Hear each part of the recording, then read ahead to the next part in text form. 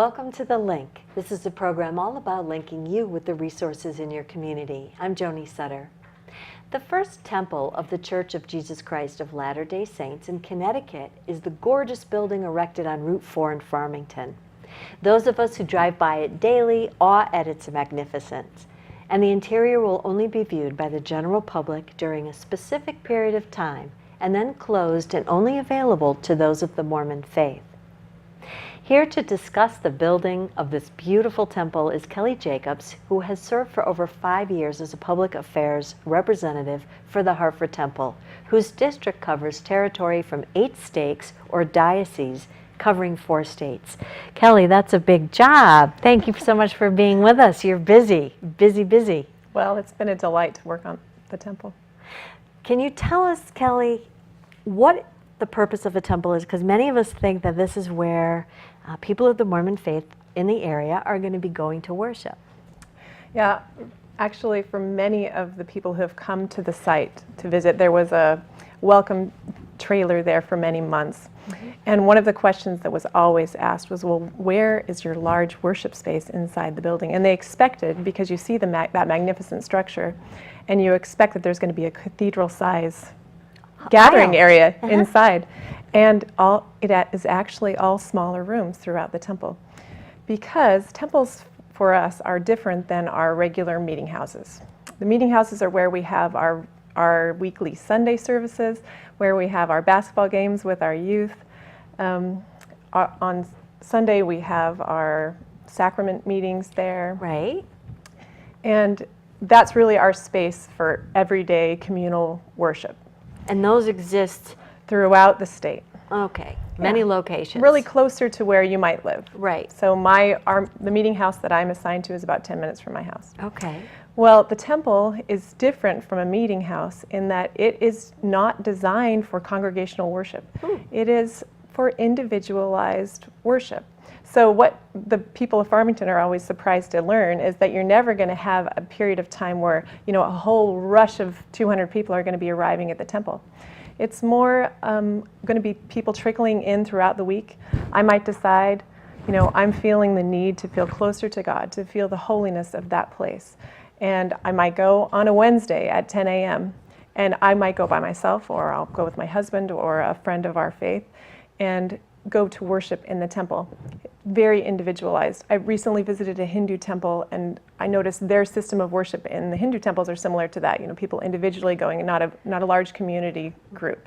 Right. And that's what's occurring in our temples, which is similar to, we believe that just like in biblical times, God's people were asked to build temples. Mm-hmm. And in those temples were performed sacred sacraments, not your everyday weekly worship. Such as, what would a sacrament be that would happen? Well, part of some of the ones that you've probably heard about before are, we have marriages, which is a special ceremony, a sacrament, that occur in our temples. And because we believe that families are eternal, that you're connected eternally. Right. Okay. That after we die, we have a continued existence, and that families are central to that existence. Mm-hmm. Because of that belief, we believe that when a man and a woman are married in the temple, that marriage, we call it a sealing, because it's like you seal the two together, not like a ceiling above, but right, like a seal. Sealed together. Mm-hmm. That marriage now, if the couple lives worthily and tries to live like Christ, that marriage can last throughout time and eternity. And that family, the children born into that family, are linked together for eternity. So this is a very sacred sacrament, and one that occurs only in temples. Could I come to see a ceremony like that if I was not of the Mormon faith? Oh, this happens with lots of members of our faith who have converted. Their family members who are not members of our faith. Mm-hmm. Struggle because they're having them marriage inside the temple and they can't go inside. You mentioned earlier, and this is true, that the temple is open to the public for a short period of time after it's completed, the temple open house. And we want everyone to come during that period of time to see inside the temple. I told all my neighbors, you got to come to the open house. This is your chance to see inside a Mormon temple. Right. Because you might be thinking, oh, there's something secret in there. Well, we're going to walk you through every room and explain to you, what is occurring in each of the rooms of this temple, what we're promising, how we covenant to be more like Christ in these places. And come and see it while we're having that open house period, because after the dedication, only those who are prepared to make those covenants, those members of our faith who are prepared and who are living the highest standards of our faith, are allowed inside. You have to actually get a little recommend. You have to answer questions to your ecclesiastical leaders to be able to get a recommend to go inside the building. So not everyone of Mormon faith can even attend the temple. Right. It depends. Yeah, it depends on those who, once again, are prepared to make those important covenants. We wouldn't want you wouldn't want to be going inside and making promises to God that you weren't ready commitments for. That right. you intended to keep His commandments, to be a better husband or wife, or to contribute and concentrate your life if you weren't prepared for that. So absolutely. be ready for that. So how many temples exist? Presently, I think the Philadelphia temple, which was recently beautiful. Recently having its open house, was the 152nd operating temple. Okay. We understand that Hartford, Connecticut is going to be the 156th. So there's not as many, obviously, as the churches that we have worldwide. Right. Temples are kind of a special and sacred thing. They're beautiful, and I have to admit that I went on the website to see the other temples because I was Farmington one is just so beautiful. So I went on, and there are interior pictures of some of these temples after the dedication. So will that be true for Farmington? Absolutely. For people who want to see the interior and maybe didn't get to the open house, they'll be able to see what the celestial room looks like. Yes. Can we talk about that for a minute? Because I heard, in fact, I saw on the website these women who had gloves on who were attaching the crystals to the magnificent chandeliers that are there. And these crystals are from Austria. Mm-hmm. So the celestial room is just beautiful. And the pictures I imagine aren't even showing the absolute brilliance of them. I was able to go that day that there were just several women in our local congregations that had that opportunity to go and help, which I thought was really neat that they did that. Yes. They didn't have to. The Yes. construction workers could have done it, but they allowed us to go in and help with that so that we could feel a part of it. And these sisters who were carefully cleaning the chandeliers and installing them on this massive light fixture that's in the middle of the celestial room, it was a very holy experience for them to be able to contribute in that way to that beautiful space. The celestial room, and on the open house they explain all about this, but the celestial room is not a place where any of the sacraments occur. There are couches and seating places throughout the room, and it is intended to be kind of like what heaven might feel like. A place for quiet meditation, for prayer, and for personal revelation. We believe that God can speak to us through the Holy Spirit. And I can tell you that for myself, sitting, pondering in the celestial room is a really important part of my worship life. Does the chatter of your mind stop? Yeah, to be able to pull myself out of the world in that way, to put myself in that holy space and to really commune with God. I can commune with Him there like it's hard to do in any other place. We shouldn't tell you that Kelly has 6 children, all daughters. That's wonderful. They are a delight. The oldest has just entered college, so when you say pull yourself out of the world, literally, you have a very busy life. And we're going to talk about lay ministry in a minute, because part of what your role is within the church is also the lay function, which means not paid to do a very important function in the church. When we look at the process of building a temple, how are they funded? I mean, we're talking, and is it true that there's Chinese porcelain and beautiful rugs? Yes, and rugs from India cover portions of the floor. The flooring has a very beautiful pattern with Italian marble and then Pakistani tiles that are smaller that kind of create this beautiful mosaic on the floor. The crystals, once again, you mentioned, were from Austria. And the granite that's on the outside of the building, now, this is something that I have really enjoyed watching. Now, you might have noticed as you were driving past on Route 4 that was taking a long time to put together. And I was impatient. I want that temple done. There are almost 10,000 pieces of granite that have to be individually placed on that temple like a puzzle. And it was an extraordinary effort. And as you come to visit the structure, you'll see, particularly over the entry, some really intricate stonework. A lot of that work was done by the Chinese, who have really great technique. And we have a picture there of yes, that. The wreath above the door. Yeah. And you will notice the inscription, Holiness to the Lord, the house of the Lord. The significance of that, all of our temples bear that inscription, because we believe that this is a holy space worthy of the Lord were he to visit the earth. And that's why they put such care into the workmanship. And there are crazy things that you wouldn't even believe about the construction that have been fun to watch. The level of finish that they have to have on the sheetrock. We've done a little bit of work on our home, and we would never get that kind of finish with the mud and tape and sanding that we do. The kind of really fine finish. And so who handles the funding of this? Is this the membership? I don't know what you know about our faith, but we have voluntary donations that we call a tithe. Right. And the amount that we are asked to give, or have an opportunity to choose to give, is 10% of our income annually. So if I made $30,000, I might be giving $3,000 to the church each year. And once again, that's voluntary. In my congregation, some faithfully tithe, and some are working on it. It is all voluntary, but the temples are, for the most part, funded from the tithes of the members. And the construction, you just talked about the workmanship that's required for some of these very impressive pieces.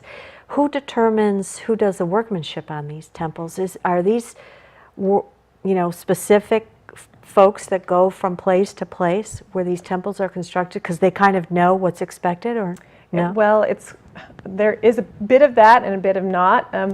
There's contracting done by the church to be able to get the right people for the work. In the case of the Hartford temple, it was a construction company based out of Utah that was brought here to oversee the work. But 90% of the labor and the subcontracting were local workers. And it's really been delightful to talk with them about their experience, because we want that to be a holy space, even the construction site was required to be a holy space. They were asked not to swear, not to smoke on the property. And you can imagine for some of these rough guys, that was a commitment that they made, but they spoke about the way it felt to them. It was a different kind of a job than they had ever done before, and Yes. meaningful to them Yes. because of that. And on YouTube, I was able to witness, as you can too, some of those wonderful videos where they were interviewed and how it helped to change their life just working at the temple. Can you tell me how the site was selected? And I think we have a picture of someone who was native to Connecticut, who I believe was the first president. He was actually the fourth president of the church. Fourth president, okay. Yep. Wilford Woodruff, he was born in the early 1800s, and he converted to our faith in his later years, but he was born in Farmington. So at the time when they were, actually it's now Avon. It's a portion that's now Avon, but it was in Farmington at the time. Well, Wow. And at the time when the church was, choosing where to put temples, and the goal is to get more temples closer to the members so that so there isn't such extreme sacrifice to travel. Mm-hmm. Right now, we worship in the Boston temple. So if I want to go there, I've got a 2-hour drive there, a couple of hours worshiping the temple and 2 hours home, which is hard for me to get away from my family. Mm-hmm. So it is such a blessing for us to have this temple closer. Well, so they were, kind of looking at the membership and trying to find ways to make temple worship more accessible, and looking for sites in the Hartford area.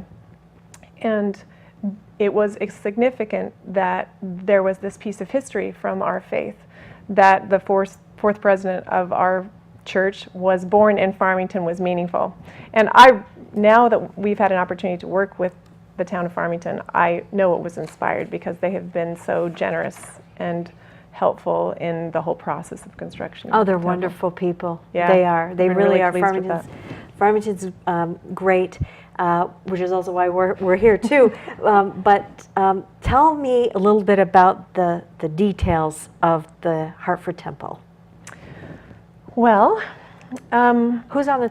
Let's start with the steeple. oh yes, okay. You might notice as you're driving past, it kind of reminds you of a colonial era church. When the architects were designing it, obviously our temples look a little different than those colonial church, but it was intended to kind of fit in with the community. I think we have a picture of that architectural rendering. Yes. Okay, that's the actual steeple.